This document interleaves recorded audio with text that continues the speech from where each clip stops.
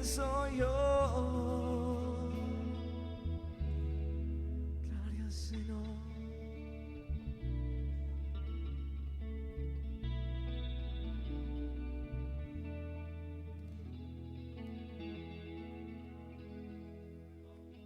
Gracias, Señor. Le robo el micrófono a Douglas. Está bien que me controlen el tiempo, pero que no me den micrófono. Esto es el pecado imperdonable ya de Mateo 12. ¿Qué? De broma, hermano. No, está bien. ¿Puedo dejar aquí la base? Sí, ¿es posible? Perfecto, gracias, hermano. Buenos días. Bendiciones, pueden tomar asiento. No sé cómo puedo colocar esto que no suene con esto. ¿Puede ser? Buenos días, hermanos. Ayúdame, Douglas, aquí. Sé mi ayuda idónea en esta mañana. Para las cuestiones tecnológicas. No le haga caso, hermano. Bendiciones, hermanos. Gracias. Qué bueno que podemos estar aquí. Perfecto, ahí lo podemos dejar en esta mañana. Y hoy comenzamos, amados de Dios, y hoy comenzamos una serie que creo que va a ser de mucha bendición para todos nosotros y esperamos que sean para quienes nos están escuchando. Hermanos, comenzamos hoy a hablar acerca de Jesucristo como Señor. Hoy damos comienzo a una serie que me ha emocionado. El pastor me decía esta mañana, yo estoy emocionado también. Y comenzamos a hablar de eso, repito, Jesucristo es el Señor.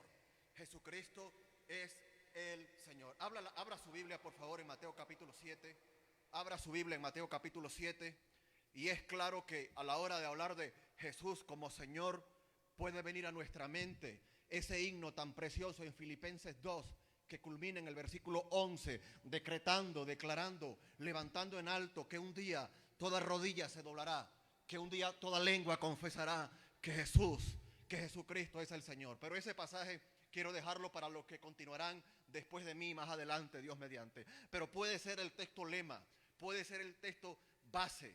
Vamos a comenzar hoy y que el Señor nos ayude en este recorrido acerca de Jesucristo es el Señor. Así se llama la serie y el título de mi mensaje es El señorío de Cristo. No se asuste con esa palabra. El señorío lo ejerce el Señor. No es una palabra rara. Mientras trabajaba el mensaje, llegué a la conclusión que hablar del señorío de Cristo, que tratar a Jesús como Señor, tiene que ver un poco como con la palabra amigo en el Facebook. Se toma de manera muy ligera, ¿sí o no? Amigo, cualquiera es amigo. O la palabra amor entre los novios. Se juran amor y ya a la semana cada uno por su lado después de casado. Entonces creo que se ha tergiversado la palabra Señor. Hoy, Mateo capítulo 7, versículos 21 al 23. Para los que no lo han encontrado, les pido que esté en pantalla, por favor. Mateo 7, 21 al 23 está entre Génesis y Apocalipsis, de ahí no se sale. Mateo capítulo 7, versículos 21 al 23. Si usted necesita lentes, gafas, letra grande en su Biblia, puede usar la pantalla. Pero si usted tiene Biblia, hermano, yo quiero verle que vea su Biblia. Porque usted a casa no se lleva la pantalla. Usted a casa se lleva su Biblia. Y usted tiene que manejar su Biblia sí o sí. Usted tiene que saber dónde queda Mateo 7, 21 al 23. Me gusta la pantalla, pero es un poco cómoda en muchas ocasiones. Si no tiene otra opción, vaya a la pantalla. Pero si usted puede ver en su Biblia Mateo 7, 21 al 23, véalo. Si es de los que subraya como yo, hágalo. Si no le gusta subrayar, le respetamos, tome nota en una libreta, tome nota aparte, hermano. Entonces, me gustaría que en esta mañana, basado en ese texto, y si la serie se llama Jesucristo es el Señor, el señorío de Cristo, que en ese texto, cortito pero profundo, corto pero sustancioso, podamos responder una pregunta con 3 respuestas múltiples. ¿Qué significa cuando decimos que Jesús es el Señor? ¿Qué significa cuando decimos que Jesús es el Señor? ¿Qué quiere decir eso? Debo explicarle algo primeramente. La palabra Señor en toda la Biblia, entre el Antiguo y el Nuevo Testamento, puede aparecer más de 9,000 ocasiones. Si toma la palabra Jehová y la palabra Adonai del Antiguo Testamento y luego toma la palabra Señor también en el Nuevo Testamento. Posiblemente en más de 9,000 ocasiones al Señor se le llama Señor.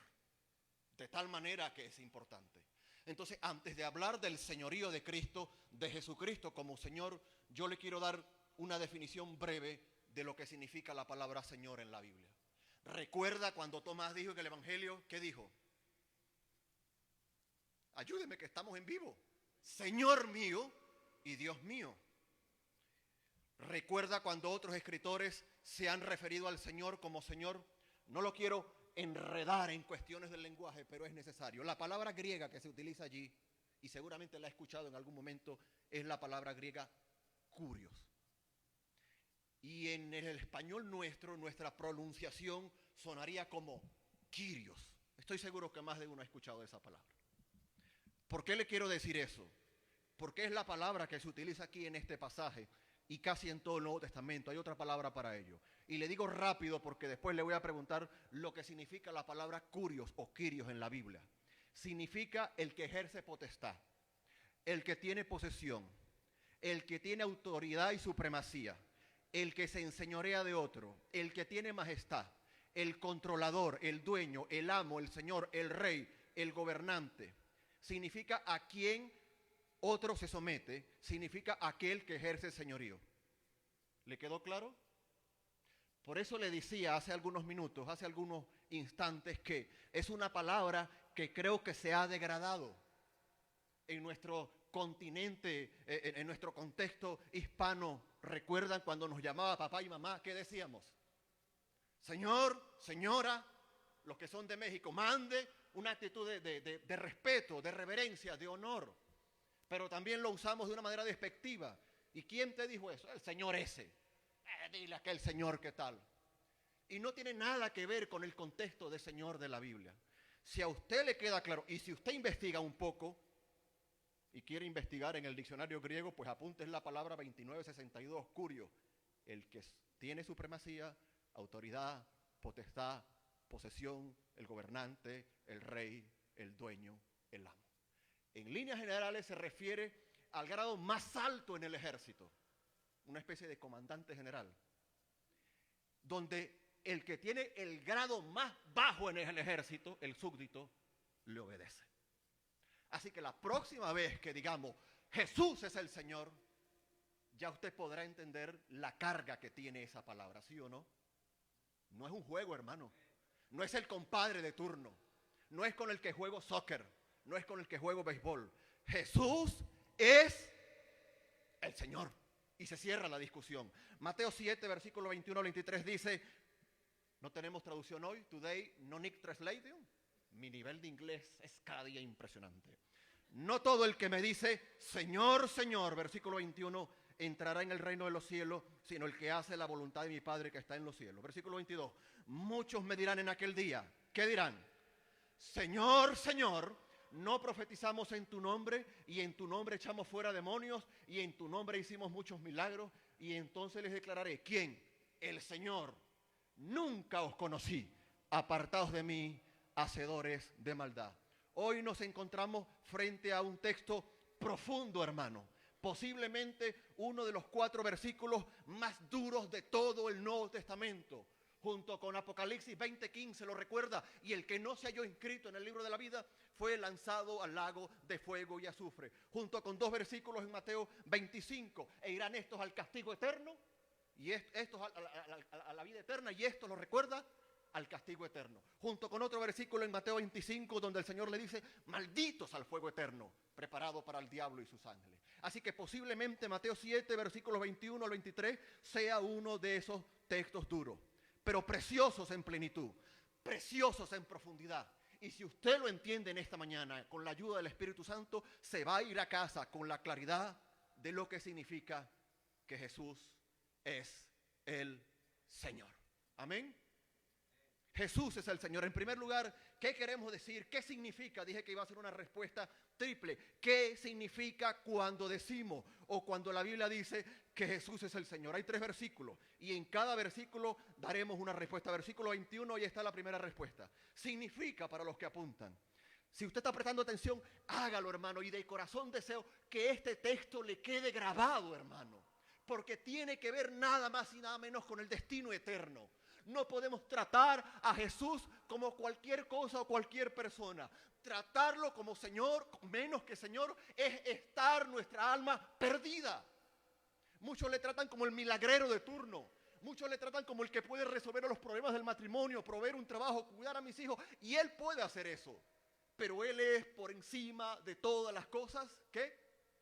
El Señor. Versículo 21. ¿Qué significa que Jesús es el Señor? En primer lugar, significa que yo me someto totalmente a su voluntad. Significa que yo me someto totalmente a su voluntad. En la definición le decía que era el amo, que era el que mandaba, que la palabra griega significa el que ejerce control, dominio sobre otro, el que manda, el que gobierna, el que no necesita explicación para ser obedecido. Por eso ha sido degradada esa palabra. Ha sido tomada a menos. Yo amo a mi Señor. Pero es que el Señor. Pero que el Señor perdona. Y no nos hemos detenido a definir qué es el Señor. El pasaje en cuestión dice, allí comienza de una manera negativa, no todo el que me dice qué.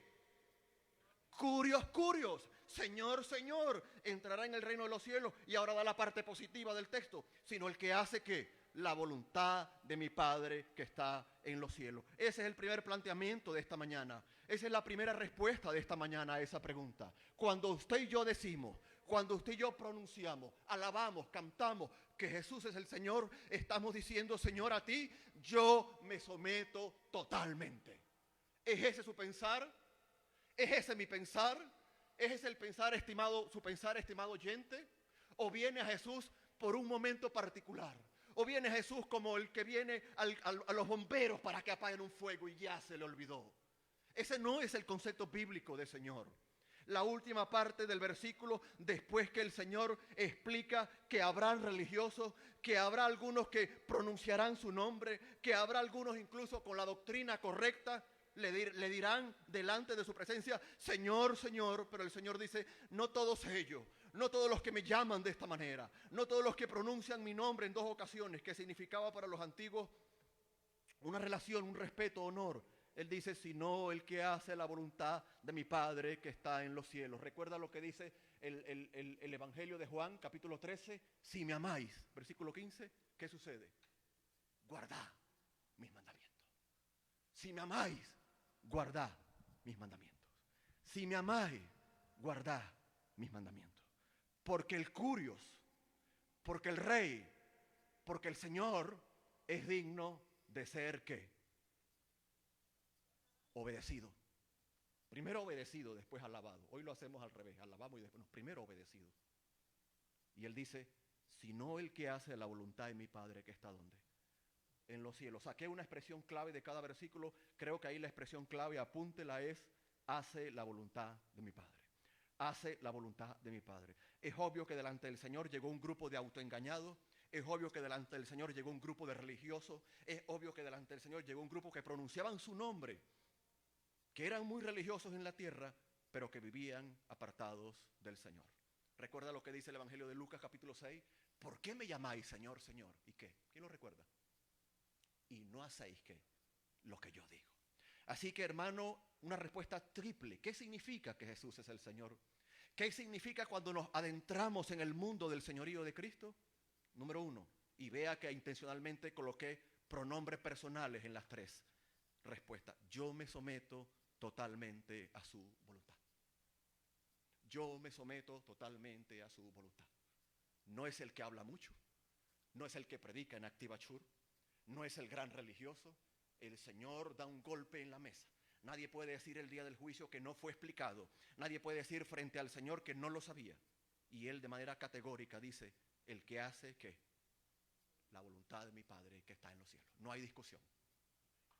Puedes hablar mucho del Señor, puedo hablar mucho del Señor, puedo predicar en Activachur, puedo hacer esto, puedo hacer aquello, puedo escribir libros.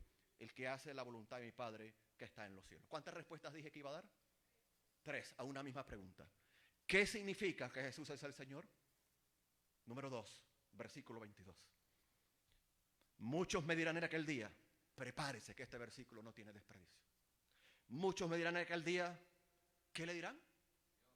¿Cómo le dirán? ¿Y usted sabe la palabra griega que ellos utilizaron? Curios. Ellos no trataron al Señor de manera equivocada. Ellos llegaron al Señor con una doctrina correcta. Ellos llegaron con sana doctrina, hoy que está de moda ese término, delante del Señor. Ellos le dijeron curios, curios. Ellos no le dijeron lord, hay otra palabra griega. Ellos no le dijeron déspotes, que es una palabra que usa Pedro y Judas en la Biblia. Ellos le dijeron curios, curios. El que manda, el que ordena, el que gobierna, el rey. Cuidado con presumir de doctrina correcta. Cuidado con presumir de labios llenos de expresiones al Señor, pero no hacer la voluntad del Señor. Es un matrimonio y todo debe ir unido. Así que en segundo lugar, muchos me dirán en aquel día, versículo 22, ¿qué le dirán? Y escucha el grito, escucha la alabanza. Señor, Señor, no profetizamos en tu nombre, y en tu nombre echamos fuera demonios, y en tu nombre hicimos ¿qué? ¿Quién se va a oponer a esta gente? Ni Billy Graham, ni Luis Palau, ni San Pablo. Impresionante, entren a mi reino. No. Segunda respuesta a la misma pregunta. ¿Qué significa que Jesús es el Señor? Significa que yo renuncio, empecé con yo otra vez, que yo renuncio absolutamente a mis méritos personales. Significa que yo renuncio absolutamente a mis méritos personales. Versículo 22. ¿Cuántos llegarán delante del Señor? Primera palabra, versículo 22, ¿qué dice? Adverbio de cantidad en gramática. Muchos. Muchos. Pero si usted gira la vista al versículo 13, arriba, hablando de la puerta estrecha, versículo 13, parte final, y muchos son, hablando de la puerta estrecha y la puerta ancha, los que entran, ¿qué? Por ella. Si usted gira la vista o la baja al versículo 15, no dice mucho, pero ahí habla de una multitud. ¿Guardados de quién? De los falsos profetas. O sea, muchos que vienen a vosotros con vestido de oveja, pero por dentro son lobos rapaces. Así que el versículo 22 responde qué significa que Jesús es el Señor. Ya lo dije, significa que yo renuncio absolutamente, mira cómo remarco ahí con el adverbio de cantidad, absolutamente a mis méritos personales. Ellos llegan delante del Señor, versículo 22, muchos me dirán en aquel día, Señor, y ellos argumentan tres cosas, dígalo conmigo, Señor, no profetizamos en tu nombre, primer argumento. Segundo argumento, ¿qué más hicimos en tu nombre, Señor? Echamos fuera demonios, ¿y qué más hicimos en tu nombre? Muchos milagros. Esta gente no tiene competencia. Esta gente no hay doctorado, no hay seminario, no hay evangelista. Esta gente tenía que entrar con alfombra roja al cielo. Pero el Señor les detiene. Me detengo un momento. Primera parte del versículo 22. Muchos me dirán, ¿cuándo? En aquel día. Un momento, aquel día. Hay 2 días en la Biblia. De acuerdo a 1 Corintios 13, el juicio a los creyentes. Lo que se conoce como el tribunal de Cristo.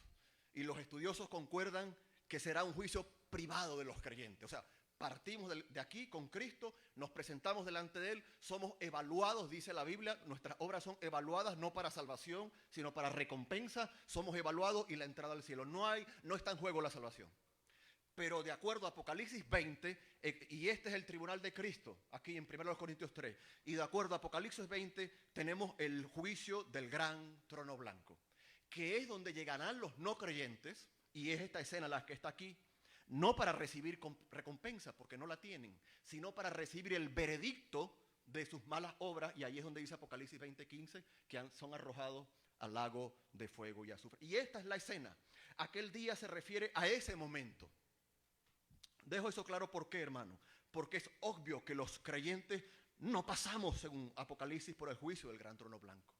Pasamos, de acuerdo a 1 Corintios, por el tribunal de Cristo, a rendir cuenta, dice el texto, de lo que hicimos mientras estuvimos en el cuerpo, sea bueno o sea malo. Y la palabra malo ahí no es que era malo, sino que fue vano. ¿En qué perdimos el tiempo? Rendiremos cuenta por nuestro tiempo al Señor. Entonces ahí dice, muchos me dirán en aquel día, y ellos en vez de darle honra al Señor, en vez de darle honor, en vez de decir, Señor, eres nuestro abogado, ¿cuál fue su realidad para entrar al cielo? Sus argumentos. En tu nombre profetizamos, en tu nombre echamos fuera demonios, y en tu nombre hicimos ¿qué? Muchos milagros. Allá hay un grito desesperado, vea conmigo cuando después de los 2 puntos pronuncian curios, curios, o pronuncian Señor, Señor. Alguien puede decir, pero qué reverencia, pero qué adoración, pero qué profundidad de alabanza. No, si usted ve el texto, ahí había pavor, ahí había miedo, ahí había susto. Señor, ¿cómo? Si fuimos nosotros los que hacíamos profecía, los que hacíamos milagros, los que echábamos fuera demonios, y el Señor no acepta sus méritos personales. Voy a decir algunas cosas para que entienda profundamente este versículo. En primer lugar, no crea que los milagros, que las profecías y que echar fuera demonios es exclusivo del cristianismo. No. Hay otros grupos religiosos que también los hacen. Hay movimientos carismáticos entre los mormones, entre los católicos que también los hacen. Yo estuve en India y esto es normal. Falso o verdadero, ese es otro tema. Pero, en primer lugar, no son obras imponentes, exclusivas del cristianismo. Eso tienes que saberlo en primer lugar, para que pueda entender este pasaje. Porque la pregunta de las personas es, pero si echaban fuera demonios, profetizaban y hacían milagros, ¿cómo el Señor no los deja entrar? Ya lo vamos a responder, versículo 23, el Señor les dice, hacedores de maldad. Entonces, en primer lugar, estas obras son exclusivas de muchos grupos. No refleja la espiritualidad de nadie, aunque no lo creamos. Por cierto, ¿por qué se pelea hoy la gente? Ahí está la respuesta. El que más hace, el que más... Y eso no refleja espiritualidad. En segundo lugar, para los tiempos de Cristo y antes, hermano, se creía, y puede leer el Evangelio de Marcos, por ejemplo, que las enfermedades eran producto de posesión, ¿qué? Demoníaca. De tal manera que si convencía a alguien que no tenía demonio o que eran cuestiones autosugestionadas, ya estaba sano. En segundo lugar. En tercer lugar, ¿quiénes dicen que profetizaban, echaban fuera demonios y hacían milagros? ¿Quiénes los dicen? ¿Lo dice esta multitud o lo dice el Señor? ¿Quién lo dice? Lo dice la multitud. Con lo cual, el que lo haya dicho la multitud no significa que sea verdad. Se puede significar que sí, esa es mi cuarta razón, mi cuarta propuesta. La multitud lo dijo y puede ser que haya sido verdad. En cualquier caso, el Señor no les presta atención. Pero recuerde lo que hicieron los magos, los hechiceros de Faraón, ¿qué hicieron también? Aunque no superaron a Moisés, pero entraron en la competencia, ¿sí o no? Entonces, no es algo que debe, ¡ay, pero qué grandioso ministerio! No. Por eso, mi segunda respuesta es, yo renuncio absolutamente ¿a quién? A mis méritos personales. Si la primera respuesta tuvo que ver con obediencia, la segunda tiene que ver con dependencia. No es lo que yo hago, Señor. No son los logros que yo pude haber obtenido. Es Cristo en mí. Es Cristo en mí. Y el día que lleguemos delante del Señor, de acuerdo a Filipenses 2, toda rodilla se doblará. No argumentará. No se defenderá. Sino que se doblará y en un acto supremo y sublime de adoración que reconocerán que Jesús es el Señor. Cerrada la discusión. Estas personas no llevaban su abogado, pretendieron ser su abogado, ¿lo ven? Presentaron su autodefensa. ¿Hay un abogado aquí entre nosotros? Presentaron su autodefensa. Estas personas intentaron, Señor, pero somos nosotros, Señor. Señor, pero si yo era el que hacía esto, que hacía aquello, busca en tu agenda, revisa la tabla y, Señor, pregúntale a tu secretaria, por favor. No, profetizamos en tu nombre. Hicimos esto en tu nombre, hicimos lo otro en tu nombre. Y hay otro elemento. ¿Recuerda lo que hizo Simón el mago en la Biblia? Y recuerda algunos en la Biblia que quisieron con el nombre de Cristo, ¿qué? Lucrarse, negociar. Entonces, cuando usted suma todos esos elementos, ya el texto no le va a sorprender. Entonces, pues, hay algunos predicadores que llaman a esta multitud unos pillos, unos charlatanes, unos hechiceros. Comerciaban con el nombre de Cristo. Tal vez fue bueno lo que dijo Pablo en la carta a los Corintios. No somos como muchos que medran, que negocian falsificando el nombre de Cristo. Así que, queridos, yo renuncio absolutamente ¿a qué? A mis méritos personales. Cuando vienes a Cristo, tu agenda terminó. Cuando vienes a Cristo, tus sueños terminaron. Porque ahora, ¿quién nos gobierna? El Señor. Pues es mi dinero. ¿Es el dinero de quién? Del Señor. Pues yo voy a comprar la casa. Usted va a consultar con el Señor. Y es que yo hago lo que me da la casa porque en mi casa mando yo. No, primero el Señor, después la esposa. Entonces, hermano, se trata de dejar que el Señor gobierne. Esto lo dije para quedar bien. Se trata que el Señor gobierne. Y es que es mi vida. No, es la vida del Señor. Y es que mis hijos van a ir a tal parte. ¿Lo consultaste con el Señor? ¿Has orado? ¿Has consultado con otras personas, con otros creyentes? ¿Estás entendiendo la fuerza del señorío de Cristo? Detesto el evangelio de los sueños. Detesto el evangelio de la prosperidad. Detesto el evangelio de la motivación porque no es bíblico. Y aunque es duro, la Biblia habla del señorío de Cristo. Le fallamos en el camino. Pecamos en ese acto de obediencia. Pero queremos, como dijo el apóstol, presentes o ausentes, serle ¿qué? Agradable. Serle agradable. Con razón, Juan dijo en el evangelio, allí recuerdan esa expresión que dijo Juan el Bautista refiriéndose al Señor Jesús. Juan 3:30, es necesario que Él ¿qué? Que Él crezca. Pero Juan, te salió competencia, te vas a quedar sin trabajo. Es necesario que Él crezca y que yo ¿qué? Mengue. Así que, hermano, no significa que el Señor es el Señor para los que a mí me interesa. No significa que vengo a Cristo como Señor por sus beneficios. Debo venir y de alguna manera vengo por sus beneficios, pero eso incluye sus exigencias. Hoy tenemos un evangelio a la carta. Tomo la bendición de la mesa, tomo prosperidad, tomo que esto me vaya bien, tomo que esto. No quiero obediencia, no quiero que me mande a misiones, no quiero que se lleve a uno de mis hijos, no quiero que me haga esto, no quiero que me pida esto.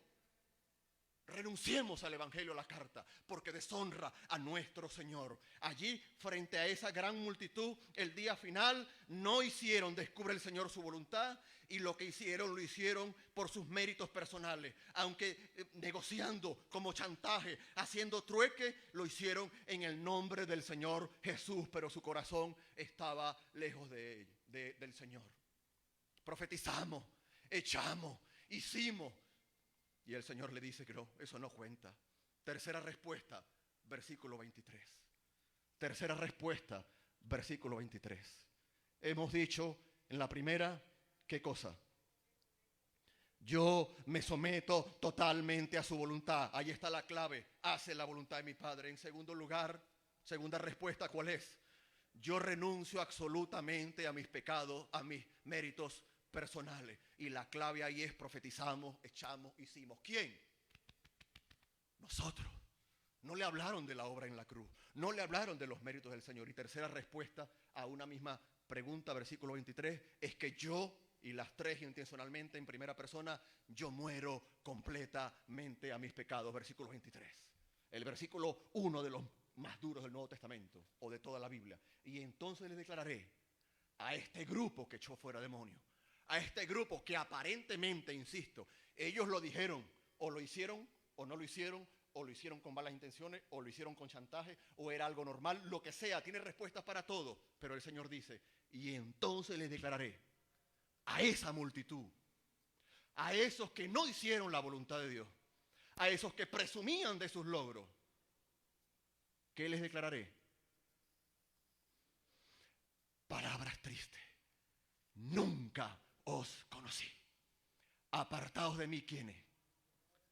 Hacedores de maldad. La palabra maldad ahí es anarquía. Despreciaban la ley.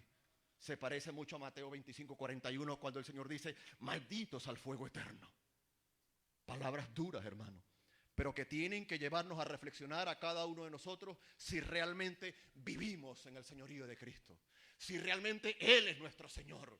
Si Él nos gobierna. Venimos porque queremos la salvación, pero no queremos las exigencias de la salvación. Y no estamos predicando salvación por obra.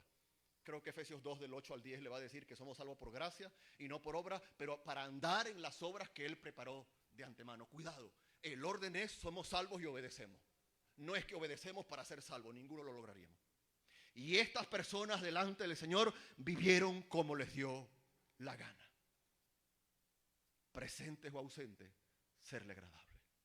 Aunque no se lo crea, récord de Guinness, les doy la conclusión. Hizo un buen trabajo mi esposa, Pastor Caría. Resumimos para dar la conclusión. 3 respuestas a una misma pregunta.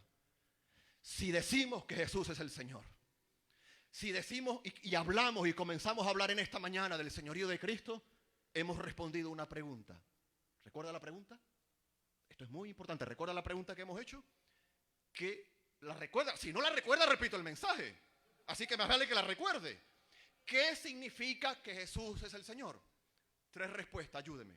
En primer lugar, significa que yo, no deje por fuera el yo. Significa que yo, no el pastor, no el músico, yo me someto totalmente a su voluntad, versículo 21. Significa, versículo 22, que yo renuncio absolutamente a mis méritos personales. Vea que hay un verbo, vea que hay un pronombre, yo, hay un verbo, someto, renuncio, y hay un adverbio en gramática, ¿no? Absolutamente, totalmente. Y en tercer lugar, versículo 23, ¿significa qué? El de al lado, no. ¿Significa qué? Apúntese a usted, por favor. Agarre su dedo. Yo muero, el verbo, completamente a mis pecados. Versículo 23. Y la expresión clave ahí puede ser hacedores de maldad. Ellos presumieron delante del Señor, pero el Señor los desnuda. El Señor los desnuda y le da 3 respuestas. Y vean la radiografía muy rápido que el Señor dice de ellos. Ustedes presumen de logro. Es como si dijera, ustedes presumen de obra. Pero este es mi concepto acerca de ustedes. En primer lugar, ¿qué dice? Nunca os conocí. ¿Presumen mucho? Nunca os conocí. No dice que les conocí, les volví a conocer. Se descarriaron, muy de moda entre los creyentes esa palabra. Me conocieron, pero ya no me conocen. Me conocieron un poquito. No, nunca os conocí. Eso es muy duro. En segundo lugar, ¿qué más dice el Señor? El Señor les da la radiografía. Nunca os conocí. En segundo lugar, les da un destino. Apartaos de mí. La expresión es que Él vomita. Que la presencia de ellos les produce ¿qué? Náuseas. Y en tercer lugar, los define. Desnuda su alma, desnuda su corazón. ¿Qué es lo que son ustedes realmente? Hacedores de maldad. Se cierra el debate para los que tenían duda del versículo 22. Hayan hecho lo que hayan hecho, el Señor no lo aprobó. ¿Lo vio? Hayan hecho lo que hayan hecho, no sirvió de nada. Era religiosidad externa. Era engaño a las masas. Era negocio con el nombre de Cristo. 2 textos para terminar. ¿A qué nos lleva esto? Nos lleva al Salmo 139. No lo busque, pero lo puede poner en pantalla, por favor. Versículos 23 y 24. Nos lleva al Salmo 139 para que el Señor nos libre de estar ese día allí. Esta es la solución ante ello. Salmo 139, versículos 23 y 24. Y que esa sea, amado, nuestro deseo. Y que le podamos decir al Señor que examíname, oh Dios, y conoce mi corazón. Pruébame y conoce mis pensamientos. Y ve si hay en mí camino de perversidad. Y guíame ¿dónde? En el camino eterno. Desnúdese delante del Señor. Dude de su cristianismo. Dude de su vida espiritual. Y venga de rodillas delante de Él. Y cuando digo dude no me refiero a incredulidad. Digo en cuanto a examinarse. En cuanto a no estar conforme. Me capta, ¿verdad? En cuanto a no creerse mejor que el otro. No, dude de su vida espiritual. Puedo ser mejor, Señor. Volví a pecar. Volví a fallar. Ayúdame. A eso me refiero. No me refiero a que nos volvamos ateos. No, esa no es la idea. Sino que usted me está captando, ¿eh? No tienen cara de inteligente, pero lo son. En otros sitios digo, tienen cara de inteligente y lo son. Entonces, hermano, examínese. Y segundo los Corintios 13:5, por favor. Otro texto precioso que usted se lo sabe. Examinaos a vosotros mismos para ver si estáis en la fe.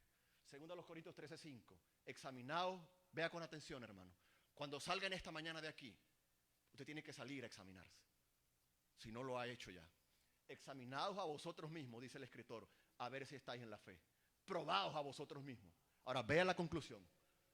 O no os conocéis a vosotros mismos que Jesucristo está en vosotros, a menos que estéis, ¿qué? Si usted pasa por la radiografía de Cristo, ¿cómo va a salir usted y yo? Reprobado. Reprobado. Pero hay personas que parecen la cuarta persona de la Trinidad. Parecen más espiritual que Cristo. Que Dios nos libre de ello. Vayamos a Cristo. Vayamos a su presencia y cuando le veamos a Él, ¿qué vamos a decir? Como el fariseo o el publicano, mejor dicho, de Lucas 18. Ten misericordia de mí, Señor. ¿Qué? Un pecador. Tremendo, hermano. 2 textos más y termino, porque son importantes. Vaya a 2 Timoteo, por favor, por un momento. Vaya a 2 Timoteo. De verdad que estoy terminando.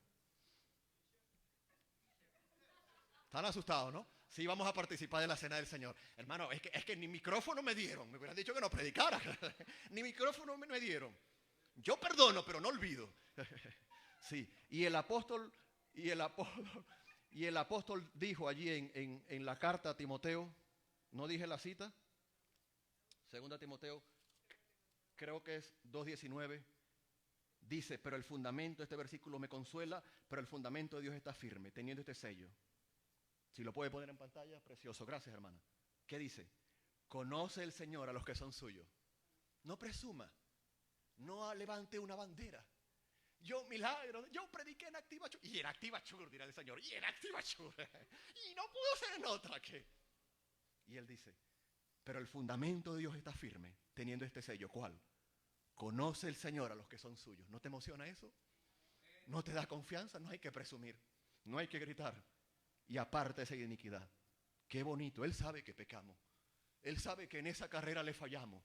Pero dice, ordena, aparte esa iniquidad a todo aquel que invoca el nombre de Cristo. Y de verdad, un último texto. Concluyo, Hechos 9:6. Hechos 9:6, hermano. Para terminar nuestra primera andadura en esta mañana en cuanto al señorío de Cristo. El Señor es nuestro Señor y debe ser tomado como tal. Repito, me ayuda alguien mientras ponen el texto, ya lo colocaron en la definición. Recuerda lo que significa Señor. Recuerda, supremo, el que manda, el rey, ¿qué más? ¿Qué más? El que gobierna, el que ordena, el que tiene súbditos a su mando, ¿qué más? El que ejerce potestad. La próxima vez que nuestros labios pronuncien que Él es el Señor, eso tiene mucho peso. ¿Y por qué debo amar a mi esposa? Porque Jesús es el Señor. ¿Y por qué debo lavar los platos en casa? Porque Jesús es el Señor y eso le agrada a Él. ¿Y por qué debo amar a mi esposo si me casé con un deportista y hoy parece un balón de fútbol? Porque Jesús es el Señor. Si entendemos que Jesús es el Señor, nuestra vida va a cambiar. Pablo, camino a Damasco, ¿recuerda lo que iba? De manera legal, con carta, a matar creyentes, a desalojar sinagogas. Y él cae en tierra después que esa luz aparece allí. Él temblando y temeroso. Y esa debe ser nuestra pregunta. Dijo, ¿qué dijo? ¿Sabe la palabra en griego cuál es ahí? Curios. Uy, están en gramática y en léxico profundo. Y él dijo, Señor, vea su pregunta. Deja que me recupere, que el golpe fue, el porrazo, decimos en España, fue tremendo. No. ¿Qué quieres que yo haga? Señor, ¿qué quieres que yo haga? Esa es la actitud de cada cristiano. Si usted y yo le hemos conocido a Él como Señor, nuestra pregunta es, Señor, ¿qué quieres que yo haga? Mi pregunta es, ¿te someterás al Señor? ¿Me someteré yo al Señor? ¿Nos someteremos al señorío de Cristo? Si hay alguien en esta mañana aquí entre nosotros presente, si alguien nos está viendo por la internet y no se ha sometido al señorío de Cristo, le cuesta obedecer al Señor, tengo dos noticias, una mala y una buena. La mala, usted no es creyente, no se haga ilusiones, no va para el baile. Usted no es creyente. Si usted no obedece al Señor, usted no es creyente. Nuestra obediencia es imperfecta, pero anhelamos obedecerle. ¿Usted nota la diferencia? Anhelamos buscarle a Él. Si el temor del Señor no le persigue, usted no es creyente. Y también para los que nos ven por la internet. Un buen doctor no da un mal diagnóstico. Bueno, a veces lo da también, pero no es lo correcto, no es. Pero la segunda noticia y la buena es que Jesús es ¿qué? El Señor.